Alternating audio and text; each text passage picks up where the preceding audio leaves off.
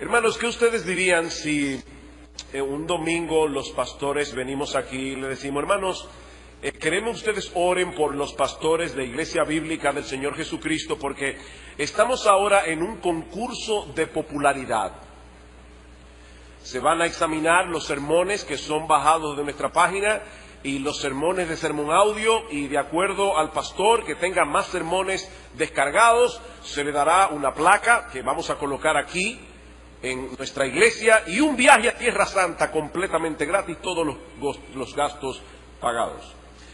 Yo espero que ustedes reaccionen sumamente extrañados de que los pastores de Iglesia Bíblica estemos ahora en un concurso de popularidad.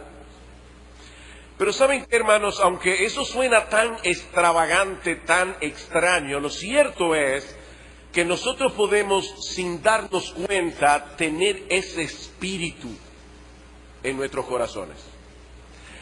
John MacArthur dice algo interesante con respecto a esto. Un juego popular al que suelen jugar los cristianos es al de evaluar a los pastores. Se usan toda clase de criterios para determinar quién es el más exitoso, el más influyente, el más dotado, el más eficaz. Algunas revistas hacen estudios periódicos y publican informes amplios calificando cuidadosamente a los pastores por la membresía de la iglesia, asistencia a los cultos de adoración, tamaño del equipo ministerial, títulos académicos y honorarios, libros y artículos escritos, número de mensajes pronunciados en conferencias y convenciones, etcétera. A pesar de lo popular que sea esta práctica, es muy ofensiva para Dios, dice MacArthur. Uno de los problemas que suele ocurrir en una iglesia cuando decide jugar este tipo de juego, como le llama el pastor MacArthur, es que fácilmente terminamos sobreexaltando a algunos líderes y menospreciando a otros. Y eso fue precisamente lo que ocurrió en la iglesia de Corinto, como hemos visto ya en los mensajes anteriores. Vayan conmigo a Primera a los Corintios capítulo 4, que es el pasaje que vamos a estudiar en la mañana de hoy. Pero escuchen lo que dice Pablo en el versículo 6, hablando de este tema. Dice, pero esto, hermanos, lo que él ha venido diciendo acerca de este asunto de evaluar a los pastores, lo he presentado como ejemplo en mí y en Apolos por amor de vosotros, para que en nosotros aprendáis a no pensar más de lo que está escrito. No sea que por causa de uno os envanezcáis unos contra otros. Os envanezcáis. Los creyentes en Corinto se habían dividido en diversas facciones, en diversos grupos en la iglesia. Como hemos visto ya, algunos decían, yo soy de Pablo, y otro decía, no, yo soy de Apolos, y otro, yo soy de Pedro. Y entonces había un cuarto grupo que lo más seguro pensaban que eran los más espirituales, porque estos parecen que decían, y nosotros no seguimos a ningún hombre, sino que solamente seguimos a Jesucristo. Estos cristianos necesitaban adquirir urgentemente una comprensión más adecuada del ministerio, o de lo contrario, ellos seguirían idolatrando a algunos líderes en la iglesia y al mismo tiempo despreciando a otros. Y lo peor de todo, mis amados hermanos, es que la tabla de evaluación que esta iglesia estaba usando para evaluar a los pastores era una tabla de evaluación completamente mundana, de acuerdo a la sabiduría del mundo, no a la sabiduría de Dios. En el capítulo 4, el apóstol Pablo aborda este problema, proveyéndonos algunas enseñanzas fundamentales que nos ayudarán a evaluar el liderazgo de la iglesia conforme a la perspectiva de Dios, no conforme a la perspectiva del mundo. Yo estaba pensando que esta es una de las ventajas que tiene la predicación expositiva cuando uno toma un libro de la Biblia y va capítulo por capítulo, y es que hay algunas cosas que difícilmente un pastor escogería para predicar, a menos que no sea en un contexto como este, en una serie expositiva de sermones. Pablo nos da 3 enseñanzas fundamentales en este pasaje, a través de las cuales nosotros podemos hacer una evaluación adecuada, una evaluación correcta desde la perspectiva de Dios, de lo que debe ser un ministerio cristiano. Y la primera enseñanza es que el verdadero liderazgo cristiano se reconoce por ser un portavoz del mensaje de la cruz. El verdadero liderazgo cristiano se reconoce por ser un portavoz del mensaje de la cruz. Primera los Corintios 4, 1 al 7. Dice Pablo: así pues, téngannos los hombres por servidores de Cristo y administradores de los misterios de Dios. Ahora bien, se requiere de los administradores que cada uno sea hallado fiel. Yo en muy poco tengo el ser juzgado por vosotros o por tribunal humano, y ni aun yo me juzgo a mí mismo. Porque aunque de nada tengo mala conciencia, no por eso soy justificado, pero el que me juzga es el Señor. Así que no juzguéis nada antes de tiempo, hasta que venga el Señor, el cual aclarará también lo oculto de las tinieblas y manifestará las intenciones de los corazones. Y entonces cada uno recibirá su alabanza de Dios. Pero esto, hermanos, lo he presentado como ejemplo en mí y en Apolos, por amor de vosotros, para que en nosotros aprendáis a no pensar más de lo que está escrito, no sea que por causa de uno os envanezcáis unos contra otro. Porque ¿quién te distingue? ¿O qué tienes que no hayas recibido? Y si lo recibiste, ¿por qué te glorías como si no lo hubieras recibido? Lo primero que hace Pablo aquí en este pasaje es hacerle ver a los corintios que los ministros del Evangelio no somos parte de una élite súper espiritual que se encuentra por encima del resto de los demás mortales. No. Nosotros somos simple y llanamente siervos del Dios Altísimo. Esto es lo que somos, amados hermanos. Somos siervos y hemos sido llamados, hemos sido equipados por Dios para llevar a cabo una tarea muy específica. Nosotros debemos administrar los misterios de Dios. ¿Y eso qué significa? Bueno, nosotros hemos dicho muchas veces desde este púlpito que la palabra misterio, cuando se usa en el Nuevo Testamento, no se usa para referirse a algo misterioso en el sentido en que nosotros solemos usar la palabra. La palabra misterio se usa en el Nuevo Testamento para referirse a ese conjunto de verdades que nosotros de ninguna manera podríamos descubrir por nosotros mismos. Son verdades que solo podemos conocer por revelación de Dios. Y en el contexto de 1 Corintios, nosotros sabemos que Pablo se está refiriendo al Evangelio. Él ha venido hablando del Evangelio de la cruz.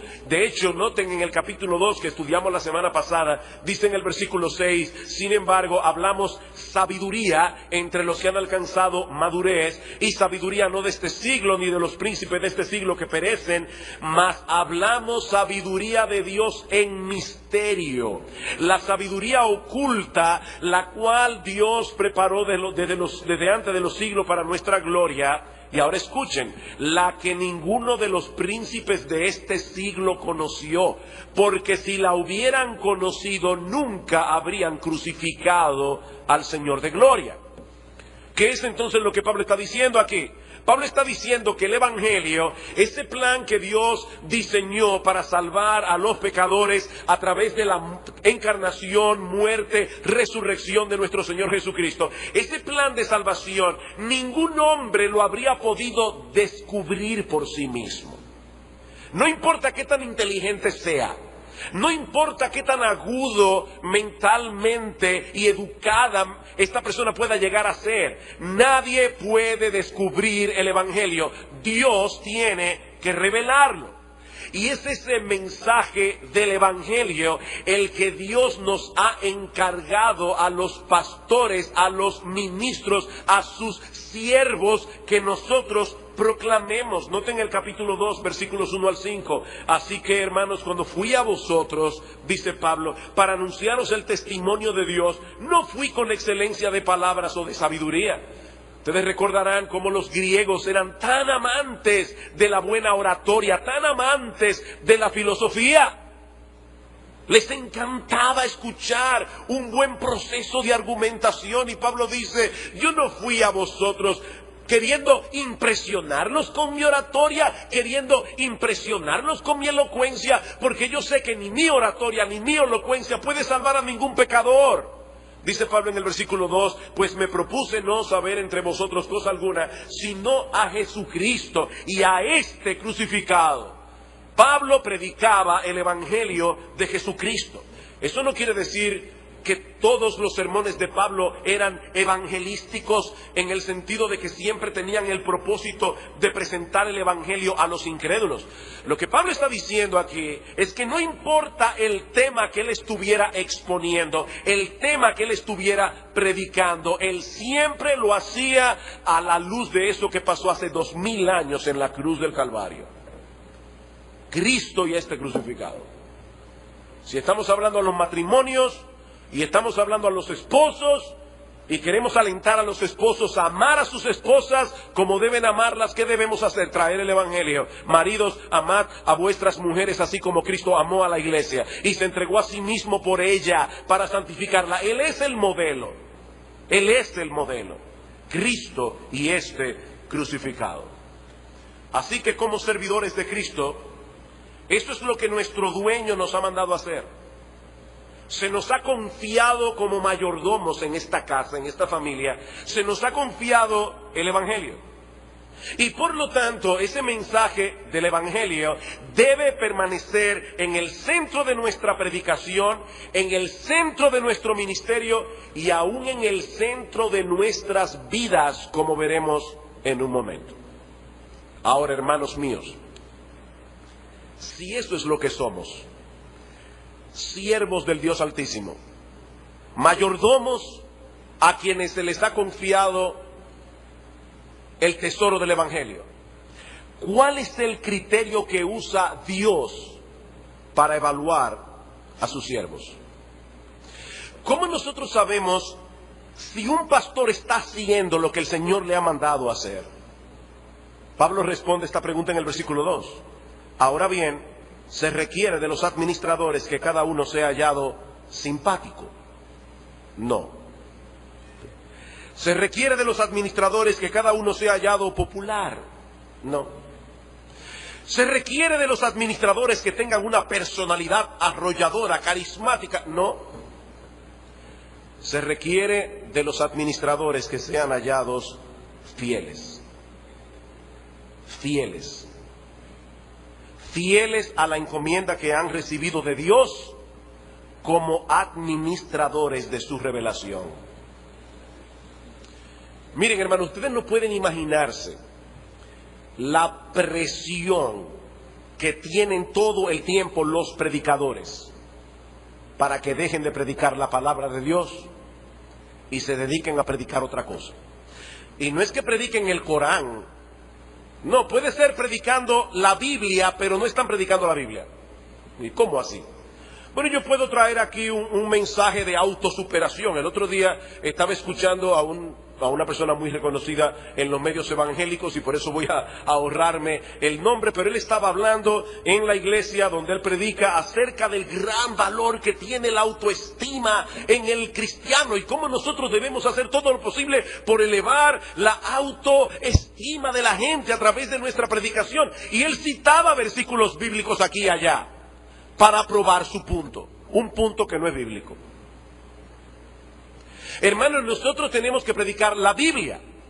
Nosotros tenemos que tomar el pasaje que está en las Escrituras y revelarlos delante de ustedes, que ustedes puedan salir de este lugar diciendo: yo entendí lo que Dios me quiso decir a mí a través de la predicación de su palabra. Esa es la responsabilidad que nosotros tenemos delante de Dios. Vamos a 2 Timoteo, rápidamente. 2 Timoteo, capítulo 1. Escuchen cómo Pablo le habla a su hijo Timoteo en la última carta que Pablo escribió. Pablo sabía que estaba a punto de partir. Y él estaba diciendo a Timoteo algunas de las cosas más importantes que él debía decirle a su hijo en la fe antes de su partida. Dice en el capítulo 1, versículo 13, retén la forma de las sanas palabras que de mí oíste. Retén la forma de las sanas palabras. Capítulo 2, tú pues, hijo mío, esfuérzate en la gracia que es en Cristo Jesús. Lo que has oído de mí ante muchos testigos, esto encarga a hombres fieles que sean idóneos para enseñar también a otros. Versículo 15, procura con diligencia presentarte a Dios aprobado como obrero que no tiene de qué avergonzarse, que usa bien la palabra de verdad. Al final del capítulo 3, dice en el versículo 14, persiste en lo que has aprendido y te persuadiste. Y ahí está en este pasaje que Pablo dice, toda la escritura es inspirada por Dios y útil para enseñar, para corregir, para redarguir, para instruir en justicia. Hermanos, la palabra de Dios es útil para todas esas cosas. ¿Qué debía hacer Timoteo? Capítulo 4, te encarezco delante de Dios y del Señor Jesucristo, que juzgará a los vivos y a los muertos en su manifestación y en su reino, que prediques la palabra, que instes a tiempo y fuera de tiempo, redarguye, reprende. A las personas hoy no les gusta eso. No, yo voy a la iglesia después de una semana de trabajo a sentirme bien. Dice Pablo, Timoteo, reprende, redarguye, exhorta con toda paciencia y doctrina. Esta es otra mala palabra en el día de hoy. No, yo quiero más amor, menos doctrina. No, yo quiero más amor y más doctrina. No es menos amor tampoco. ¿Qué sigue diciendo Pablo? ¿Sabes, Timoteo, por qué te digo todo esto? Porque vendrá tiempo cuando no sufrirán la sana doctrina, sino que teniendo comezón de oír, se amontonarán maestros conforme a sus propias concupiscencias. En otra palabra, Pablo está diciendo, Timoteo, ¿sabes por qué te estoy urgiendo a que prediques la palabra? Porque va a llegar un momento en que la gente en las iglesias lo que van a querer es que les rasquen por donde le pica. Ay, yo me siento tan bien. Mira, mi pastor es tan chistoso. Yo me muero de la risa. Para mí, ir a la iglesia, como me dijo una señora una vez, ir a la iglesia es como ir a un spa. Bueno, la iglesia debería ser como un spa, pero en otro sentido. En otro sentido. Ahora, noten algo importante en este pasaje. Pablo dice que los administradores deben ser hallados fieles. La pregunta es, ¿ante quién son responsables los pastores de ser hallados fieles? En otras palabras, ¿cuál es la opinión que realmente importa con respecto a sus ministerios? Yo no sé, me imagino que la mayoría de ustedes han oído esta adivinanza. ¿De qué color era el caballo blanco de Napoleón? ¿La han oído, verdad? Bueno, blanco. ¿De qué color era el caballo blanco de Napoleón? La respuesta está en la pregunta. Bueno, es algo similar lo que yo estoy preguntando aquí. Yo estoy preguntando, ¿ante quién son responsables los siervos de Cristo? Ante Cristo. Los siervos de Cristo son responsables ante Cristo. ¿Qué quiere decir esto tan profundo que yo acabo de decir? Bueno, esto quiere decir, hermanos, que a final de cuentas importa muy poco la evaluación que las personas hagan de nuestros ministerios. Si el Señor nos tiene por fieles, porque nos hemos mantenido fieles, apegados a la encomienda que Él nos dio de administrar sus misterios, de predicar su palabra, de enseñar todo el consejo de Dios, es esa evaluación de Cristo la que prevalecerá y la que importará a final de cuentas. No importa que el mundo entero nos dé la espalda. Ahora, esto también funciona al revés. Esto funciona al revés. También importa muy poco que nosotros ganemos un concurso de popularidad dentro y fuera de la iglesia. Si Cristo no nos tiene por fieles, mis amados hermanos, toda esa admiración del mundo tampoco sirve para nada. La única opinión que importa es la opinión de Cristo. Es por eso que Pablo sigue diciendo en 1 Corintios 4, en el versículo 3, dice él: yo en muy poco tengo el ser juzgado por vosotros o por tribunal humano. Y ahora escuchen, y ni aun yo me juzgo a mí mismo. Ni aun yo me juzgo a mí mismo. En otras palabras, ni siquiera importa mucho la evaluación que yo haga de mí mismo. Hermanos pastores que están aquí, líderes en todo el sentido de la palabra, nosotros debemos trabajar para el Señor con nuestros ojos puestos en aquel día, cuando estemos en la presencia del Señor y escuchemos de su boca: bien, buen siervo y fiel. Eso es lo único que importa. Si el Señor en aquel día no nos dice: bien, buen siervo y fiel, todo lo que nosotros hicimos con nuestros ministerios se quemará como heno, paja y hojarasca. Ahora, hermanos, no me malentiendan, por favor. Eso no quiere decir que los siervos del Señor no tengamos la obligación de examinarnos a nosotros mismos. El mismo Pablo dice que nosotros debemos examinarnos, aún los cristianos, 2 Corintios capítulo 13, versículo 5, aún para saber si estamos en la fe. El problema aquí no es el autoexamen. Lo que Pablo está diciendo es que el resultado de la evaluación que nosotros hacemos de nosotros mismos no es un resultado absoluto, porque nuestro corazón puede engañarnos. O sea, la única evaluación que es objetiva es la que hace Cristo. Por eso dice en el versículo 4, porque aunque de nada tengo mala conciencia, o sea, Pablo está diciendo, yo me miro a mí mismo y yo no me veo sirviendo al Señor por motivaciones indignas, ni me veo a mí mismo ocultando pecados. Mi pecado yo lo confieso al Señor, pero aunque yo no tengo de nada una mala conciencia, no por eso soy justificado. El que me juzgue es el Señor. Hermanos, aún la evaluación que nosotros hacemos de nosotros mismos no siempre es objetiva. Pero por otra parte, debo decir que esto tampoco significa que los pastores no deben tratar de ganarse la confianza, el respeto de la congregación, o que nosotros debamos hacer oídos sordos de las opiniones que la iglesia pueda tener de nuestros ministerios. No, hermano, nosotros debemos estar dispuestos a escuchar. No somos perfectos, los pastores nos equivocamos y a veces ustedes ven cosas que nosotros no estamos viendo. Pero escuchen esto que dice Donald Carson: aún así, la lealtad auténtica de un líder no debe ser nunca a la iglesia o a un líder específico o a la tradición.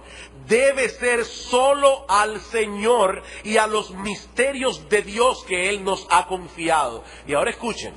Y si eso en algún momento implica un choque de voluntades entre ese líder y la iglesia, que así sea. Debe prevalecer la locura del Cristo crucificado, aun cuando la iglesia siga alguna bifurcación del camino. Es decir, si la iglesia decide irse a caminar por otra ruta, una ruta que la lleve lejos de la centralidad del evangelio. O sea, en otras palabras, hermanos, lo que Pablo está diciendo es: pastores, nosotros tenemos que permanecer firmes a la encomienda que el Señor nos ha dado, aunque el mundo entero nos dé la espalda. Porque nuestra fidelidad es a Cristo. Ahora bien, a la luz de lo que Pablo ha dicho hasta aquí acerca de los líderes cristianos, ahora Pablo se dirige a los creyentes en Corinto directamente, para que dejen a un lado de una vez por todas esa actitud pecaminosa de estar exaltando a algunos pastores por encima de los demás y rebajando al mismo tiempo la autoridad de otros. Y Pablo les dice en el versículo 5, así que, hermanos, no juzguéis nada antes de tiempo, hasta que venga el Señor, el cual aclarará también lo oculto de las tinieblas y manifestará las intenciones del corazón. Este texto ha sido muy mal interpretado, como si Pablo estuviera diciendo que los cristianos no debemos pasar juicio sobre las doctrinas o sobre las prácticas ministeriales de ciertas personas o de la iglesia. No juzguéis para que no seáis juzgados.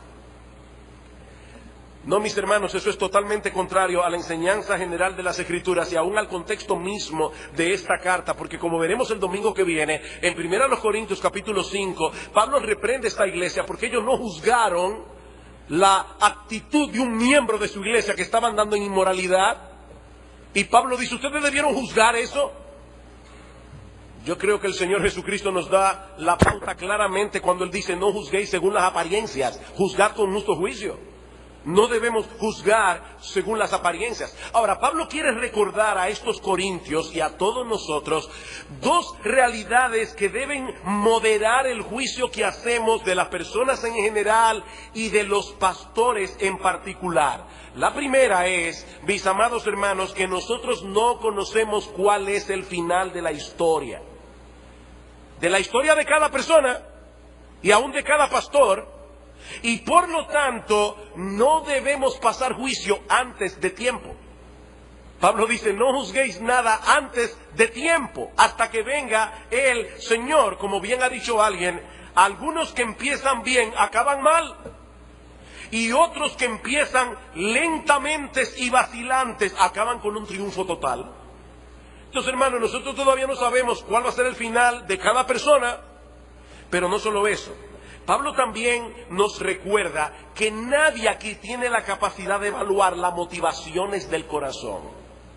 Y por lo tanto, nuestro juicio siempre será sumamente limitado. Mis hermanos, es el Señor en su segunda venida el que aclarará lo oculto de las tinieblas y manifestará las intenciones de los corazones. Amados hermanos, no juguemos a ser Dios.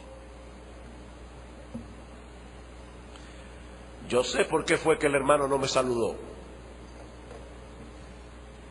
Él tiene un problema conmigo. Él se cree superior. Y él entra a la iglesia como un príncipe.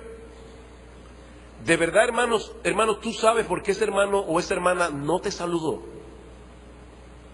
Tú eres adivino. Lo único que tú sabes es que no te saludó. El por qué solo lo sabe Dios. ¿Y saben cuántos problemas ocurren en la iglesia porque las personas están tratando de interpretar el movimiento del corazón? Mis hermanos, tengamos mucho cuidado por la forma como evaluamos a los demás, como si nosotros tuviéramos la capacidad que tiene Dios de conocer el corazón de los hombres, y más aún asumiendo en ocasiones un juicio más severo que el de Dios. Mis hermanos, ¿ustedes se dieron cuenta cómo termina Pablo el versículo 5? Pablo viene hablando de que todos pasaremos algún día por el escrutinio de Dios. Cualquiera esperaría que el texto terminara diciendo, cuando el Señor aclare el oculto de las tinieblas y las intenciones de los corazones, cada cual recibirá la reprensión que le corresponde. Pero eso no es lo que el texto dice. Pablo dice aquí que cuando el Señor vuelva y aclare el oculto de las tinieblas y manifieste las intenciones de los corazones, cada uno recibirá su alabanza de Dios.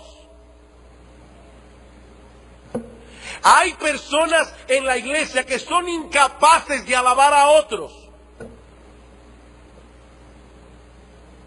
Dios lo hará en aquel día. Me encantó este comentario de Carson. Dice él, ¡qué maravilla! El Rey del universo, el soberano que ha soportado nuestra constante rebelión y nos ha buscado al precio de la muerte de su Hijo, remata nuestra redención alabándonos. ¡Wow! ¡Qué Dios tenemos nosotros! Yo le he dicho otras veces que nosotros los padres, a veces cuando llegan nuestros hijos con un dibujito que hicieron, que un rayito, una bolita y dos rayitas, y ¿quién qué es eso? Eso eres tú, papi. Y nosotros lo ponemos en la nevera. obra de arte de nuestro niño de 4 años. Miren, hermanos, el mejor esfuerzo que nosotros hacemos para Dios es un disparate delante de Él, en comparación con lo que Él puede hacer. Pero ¿saben lo que pasará cuando nosotros lleguemos al cielo? Que en la nevera de la cocina de Dios vamos a encontrar muchos de nuestros dibujos pegados en la puerta. Ese es nuestro Dios. Ese es nuestro Dios. Querido hermano, querida hermana, ¿alguna vez tú te has puesto a pensar en el hecho de que esa persona a la que tú vives criticando puede ser que en el día del juicio sea alabada por Dios? Piensa eso. Piensa eso. Eso no quiere decir que los líderes cristianos estén por encima de toda reprensión. Recuerden que Pablo tuvo que reprender a Pedro y a Bernabé en Antioquía, dice en Gálatas capítulo 2, versículo 14, porque se estaban comportando como hipócritas delante de la iglesia. No, los cristianos debemos tener discernimiento al evaluar las doctrinas, al evaluar las prácticas ministeriales de un pastor o de alguna iglesia, y algunas de esas doctrinas, algunas de esas prácticas tendrán que ser expuestas como un error a la luz de lo que entendemos que la palabra de Dios enseña. Pero no es de eso que Pablo está hablando aquí. Lo que Pablo está condenando, como dice Carson, es ese tipo de juicio que descalifica a un líder cristiano simplemente porque no encaja en mi esquema o porque parece competir con mi gurú favorito. Es de eso que Pablo está hablando aquí. Mis hermanos, cuando nos comportamos de ese modo, estamos yendo más allá de lo que la palabra de Dios nos permite llegar. Versículo 6. Pero esto, hermanos, lo he presentado como ejemplo en mí, en Apolos, por amor de vosotros, para que en nosotros aprendáis a no pensar más de lo que está escrito. No sea que por causa de uno os envanezcáis unos contra otros. Pero no solamente eso, piensen, mis hermanos, que nos estamos olvidando que si alguna bendición hemos recibido de parte de algún siervo del Señor, o si algunos hermanos en la iglesia han recibido alguna bendición por medio tuyo, al final de cuentas, ¿de quién es esa bendición? Es de Dios. Nosotros somos simples instrumentos, nosotros somos simples medios a través de los cuales Dios bendice. Por eso dice en el versículo 7, porque ¿quién te distingue? ¿O qué tienes que no hayas recibido? Y si lo recibiste, ¿por qué te glorías como si no lo hubieras recibido? Me encantó la ilustración que usó Miguel Núñez en una de sus conferencias en Por Su Causa. Dice que había un pajarito carpintero que está dándole a un árbol, a un tronco, y de repente cae un rayo del cielo, ¡bum! Y el árbol se cae, y dice el pajarito, ¡wow, qué poder!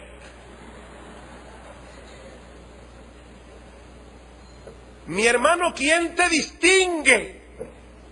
¿Qué tú tienes que no hayas recibido? Y si lo recibiste, ¿por qué te glorías como si no lo hubieras recibido? Eso es un don que da Dios. A Dios le ha placido, Dios no nos necesita a ninguno de nosotros, pero Él es tan bueno que a Él le ha placido escoger a seres humanos débiles y a través de ellos manifestar su poder y su gloria. He ahí el primer elemento que Pablo nos provee para evaluar el ministerio desde la perspectiva de Dios y no desde la perspectiva del mundo. El verdadero líder cristiano es un portavoz del mensaje de la cruz. Pero precisamente por eso, y aquí viene el segundo elemento, el verdadero líder cristiano es una persona que vive a la luz de ese evangelio que predica. Él no solamente predica el evangelio, él vive a la luz de ese evangelio que predica. Esto es lo que Pablo viene a decirnos en los versículos 8 al 13. Ahora, antes de leer el pasaje, para poder entender esta porción de la carta, que voy a leer en un momento, debemos conocer algunas costumbres a las que Pablo parece estarse refiriendo en este pasaje. Recuerden que el mundo en aquellos días estaba bajo el poder de Roma, del Imperio Romano. Cuando las legiones romanas regresaban victoriosas del campo de batalla, entraban en la ciudad en una gran procesión en la que primero venían los militares más veteranos, luego venían los militares militares más jóvenes y detrás de todos los enemigos que habían sido capturados en batalla. Estos prisioneros también eran alineados en un orden de rango descendente. En la parte delantera iban aquellos que pertenecían a las clases más altas, ahí iban los generales, los capitanes, y así hasta que al final de la cola estaban los soldados y los que pertenecían a las clases más bajas. Estos que estaban obviamente al final de la cola en la procesión se tragaban todo el polvo de los demás y ellos ya sabían de antemano que estaban destinados a terminar en el teatro, peleando con gladiadores o siendo tirados simplemente a las bestias para que las bestias se los comieran vivos para entretenimiento del pueblo.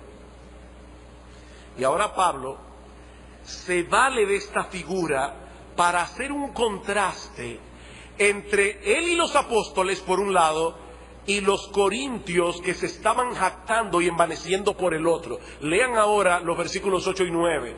Pablo dice: ya estáis saciados, ya estáis ricos, sin nosotros reináis, y ojalá reinaseis para que nosotros reinásemos también juntamente con vosotros, porque según pienso, Dios nos ha exhibido a nosotros los apóstoles como postreros. Nosotros somos los últimos en la procesión, los que se tragan todo el polvo, los que van a terminar en el teatro como un espectáculo. Los apóstoles, Dios nos ha exhibido como postreros, como a sentenciados a muerte, pues hemos llegado a ser espectáculo al mundo, a los ángeles y a los hombres. ¡Wow! Mire, mis hermanos, todo este pasaje está cargado de una fuerte ironía y sarcasmo. Eso no quiere decir que ahora te pongas a hablar con ironía y con sarcasmo. Pablo estaba siendo aquí inspirado por el Espíritu Santo, tú no lo eres. Generalmente cuando usamos la ironía y el sarcasmo, fácilmente se nos puede ir la mano. Yo creo que hay momentos para usar la ironía como una forma de querer chocar a una persona y hacerlo reaccionar. Y eso es exactamente lo que Pablo está haciendo aquí. Pablo quiere desinflar el orgullo de los corintios. Y ahora les está diciendo, ustedes dan la impresión de que no necesitan absolutamente nada, como si ya estuvieran reinando con Cristo. Ustedes se sienten profundamente satisfechos y prósperos y quisieran que nosotros, los líderes de la iglesia, tengamos ese mismo aire de triunfalismo que ustedes tienen.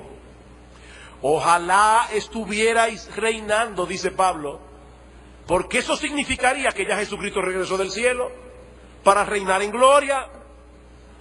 El problema es que eso no ha sucedido todavía. Nosotros estamos en el campo de batalla. Nosotros estamos en medio de un mundo que aborrece al Señor y al Evangelio. Es por eso, mis hermanos, que Santiago dice en su carta: oh almas adúlteras, ¿no sabéis que la amistad con el mundo es enemistad contra Dios? Cualquiera pues que quiera ser amigo del mundo se constituye en enemigo de Dios. Nosotros no hemos llegado al cielo, Jesucristo no ha regresado en gloria, nosotros estamos todavía en terreno enemigo. ¿Saben, mis hermanos, lo que ocurre cuando los cristianos comenzamos a suspirar por los aplausos y la aceptación del mundo? Que terminamos abandonando la predicación del Evangelio y el estilo de vida que el Evangelio promueve, porque nosotros sabemos que el Evangelio es considerado en el mundo como la más grande locura y necedad. Noten el versículo 10, dice Pablo: nosotros somos insensatos por amor de Cristo, mas vosotros prudentes en Cristo. Otra vez, aquí está la ironía, no lo olviden. Nosotros débiles, mas vosotros fuertes, vosotros honorables, mas nosotros despreciados. ¿Qué es lo que Pablo está diciendo aquí? Bueno, es como si él estuviera diciendo: el mundo nos tiene por insensatos por el hecho de proclamar ese mensaje que ellos consideran como una locura. Ustedes, en cambio, en su afán de mantener vuestra reputación de gente sensata, ustedes parecen estar dispuestos a poner a un lado el Evangelio, a poner a un lado la sabiduría de Dios que se manifiesta en ese Evangelio y volver a abrazar la sabiduría del mundo. Ahora, si ustedes hacen eso, dice Pablo en otras palabras, ¿quién es el necio aquí? No sé si captaron el asunto. Recuerden que una ironía es decir lo contrario en una forma irónica. San Pablo dice: nosotros somos insensatos y ustedes los prudentes. ¿No será al revés? que ustedes son los necios que están queriendo ahora abandonar el Evangelio para volver a abrazar la pompa, el brillo, la fama, la popularidad del mundo. A veces los cristianos queremos quitarnos de encima el ropaje evangélico. Y mira, mi hermano, déjame decirte algo. Si a ti nunca te ha pasado eso, te felicito. Yo, lamentablemente, y para mi vergüenza, no puedo decir lo mismo. Y uno quiere hablar en un lenguaje como para que la gente vea que uno no somos tan estúpidos. No queremos quitar de encima ese ropaje evangélico. Porque ese ropaje no tiene mucho brillo en el mundo, hermanos. ¿Y saben lo que terminamos siendo? Unos verdaderos insensatos. Porque nos estamos alineando con esa sabiduría del mundo que fue totalmente derrotada por la sabiduría de Dios.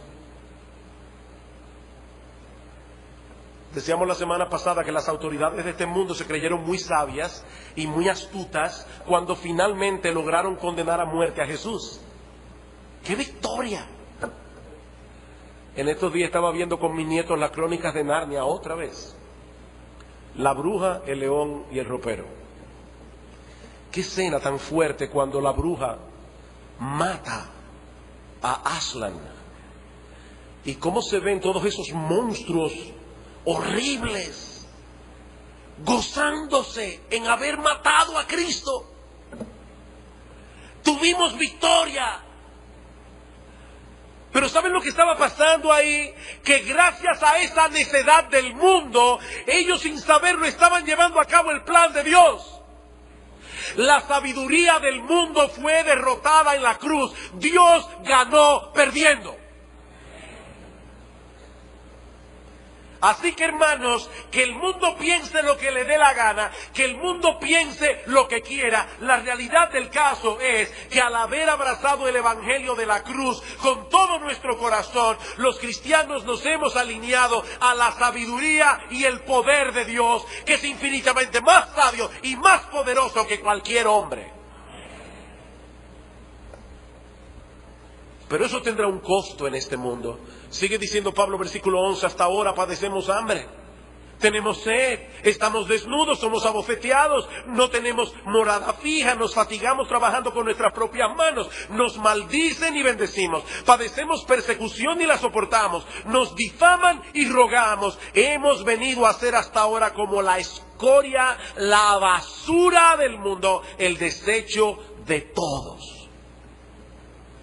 Ese es el precio que muchas veces tenemos que pagar por el Evangelio.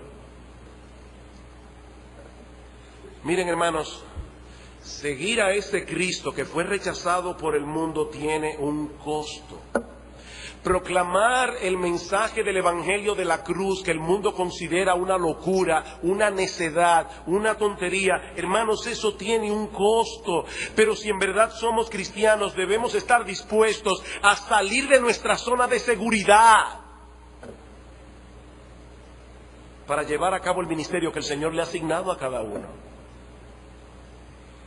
No todos tendremos que sufrir en el mismo grado. No todos tendremos que ministrar en las mismas circunstancias, pero mi amado hermano, mi amada hermana, si tú eres cristiano, todos debemos estar dispuestos a pagar el precio que sea, para escuchar al final, en aquel día, las benditas palabras de nuestro bendito Salvador: bien, buen siervo y fiel.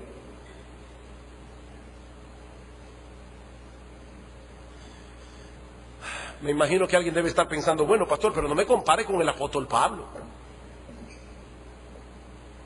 Yo soy un cristiano común y corriente, sin muchas pretensiones. Es más, ni ministro del Evangelio soy. Yo soy un simple cristianito.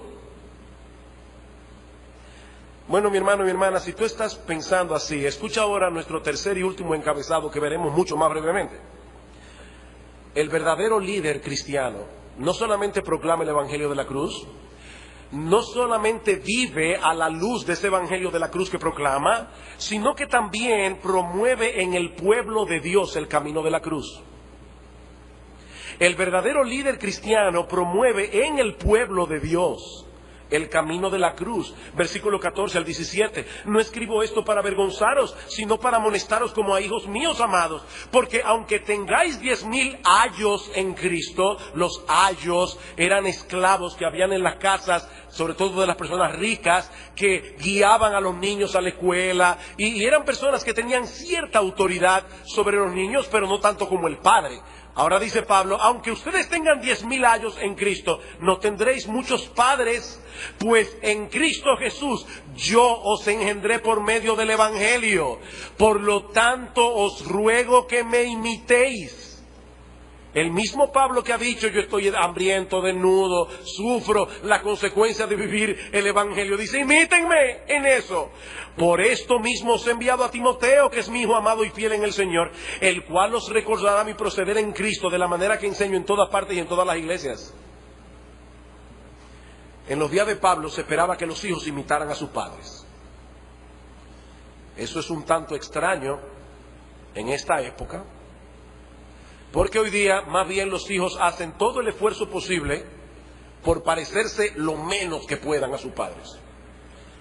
El individualismo es una bandera hoy que los muchachos levantan con orgullo. No me parezco a mi familia, sépanlo todo. No, en la época de Pablo no era así. En la época de Pablo se asumía que los hijos iban a imitar a los padres. Y de hecho, si un padre era panadero, era muy probable que el hijo terminara siendo panadero. Y ahora Pablo está diciendo, a la luz de esa realidad cultural de su época, no olviden que fui yo el instrumento que Dios usó para engendrarlos espiritualmente. Por más que ustedes rechacen mi ministerio, dice Pablo, ustedes no van a negar la realidad de que Dios quiso históricamente usarme a mí para fundar esta iglesia. Yo los engendré. Por lo tanto, dice Pablo, imítenme, porque los hijos imitan a los padres. Eso no quiere decir que Pablo esperaba que ellos se convirtieran en apóstoles, o que todos ellos se convirtieran en misioneros como era Pablo y llevaran el evangelio a países lejanos. No, lo que ellos debían imitar era la pasión de Pablo por vivir a la luz del evangelio, sin importar las consecuencias que eso pudiera acarrear en sus vidas. Eso es lo que Pablo está diciendo, imítenme a mí, que en vez de seguir persiguiendo los valores que el mundo persigue, abrazaran de todo corazón el evangelio de la cruz, que estuvieran dispuestos a seguir a Cristo crucificado, con todas las implicaciones que eso tiene. Imítenme en eso, dice Pablo.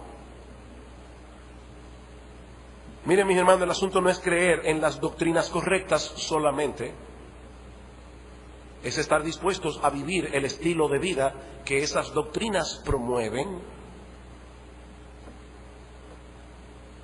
Tú dices creer que el Hijo de Dios dejó su zona de seguridad y de comodidad en los cielos, se hizo hombre para morir en una cruz por pecadores que lo odiaban, para rescatar al hombre de su perdición. Tú dices creer eso. Mi hermano, ¿cómo se supone que deben vivir todos aquellos que tienen esta doctrina?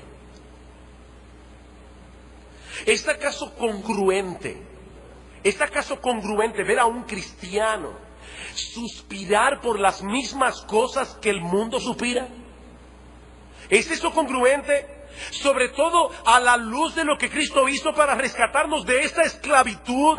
Muchas veces leemos la vida de hombres como el apóstol Pablo, como Adoniram Hudson, como Hudson Taylor, William Carey y muchísimos hombres de Dios de la historia, y nos sorprendemos cómo estas personas pudieron vivir así, cómo pudieron poner a un lado la comodidad, cómo pudieron entregar sus vidas, arriesgarse aún a morir por causa de Cristo. ¿Saben algo, hermanos? Esos cristianos simplemente fueron consecuentes con las doctrinas que profesaban creer. Por eso decía Livingstone que se fue al África a predicar el evangelio, y cuando murió, antes de morir, él pidió que por favor enterraran su corazón en África. Y Livingstone decía: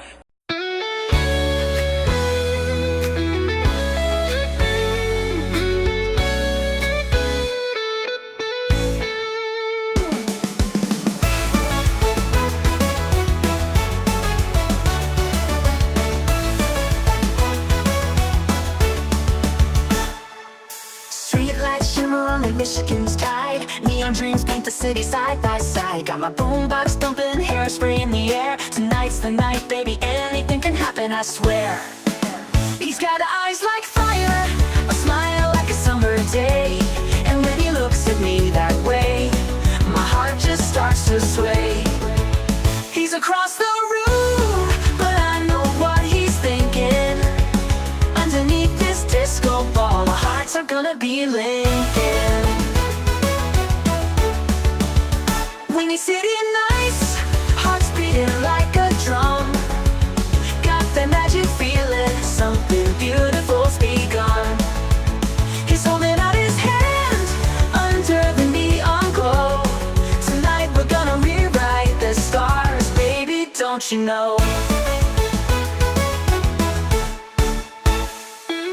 We're cruising down Lakeshore Drive, radio blasting our song. He's holding my hand tight, knows how to treat a girl right all night long. We're young, we're wild, got the whole world at our feet. This feeling's electric, baby, can't you feel the heat? He leans in close, whispers secrets in my ear. The city fades away, all I hear is him right here. Fireworks in my soul, this moment's meant to be. Underneath the Chicago moon, he's everything to me.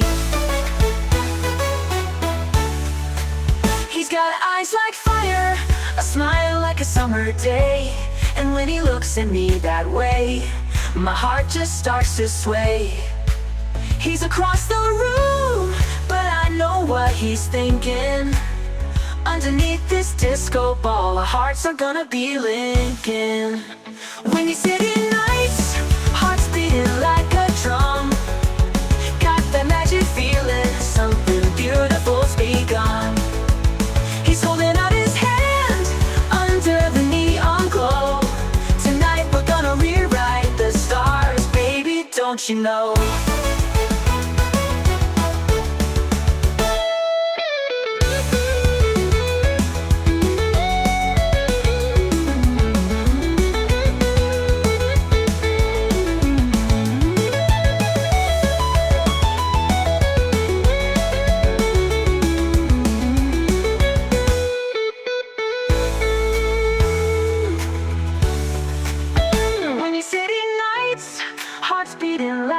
Drum. Got that magic feeling, something beautiful's begun. He's holding out his hand under the neon glow. Tonight we're gonna rewrite the stars, baby, don't you know?